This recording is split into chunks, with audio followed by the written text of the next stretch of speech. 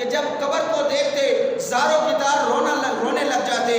جو پوچھنے والے نے پوچھا اے حضرت امیر المومنین اے عثمان بن عفان رضی اللہ تعالی عنہ، آپ کو اللہ کے محبوب پیغمبر نے کئی مواقع پر جنت کی بشارت سنائی.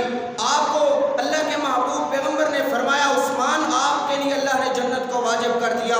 کہیں فرمایا ما ضر عثمان ما عمل بعد اليوم، اے عثمان آج کے بعد تم کوئی بھی عمل نہ کرو تب بھی اللہ نے تمہیں جنت کا مستحق بنانا ہے.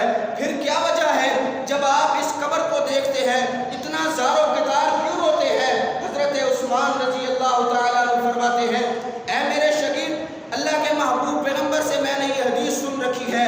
نبی علیہ السلام نے فرمایا تھا ان القبر اول من منزل من منازل الاخرہ، کہ قبر یہ آخرت کی منزلوں میں سے پہلی امتحان گاہ ہے.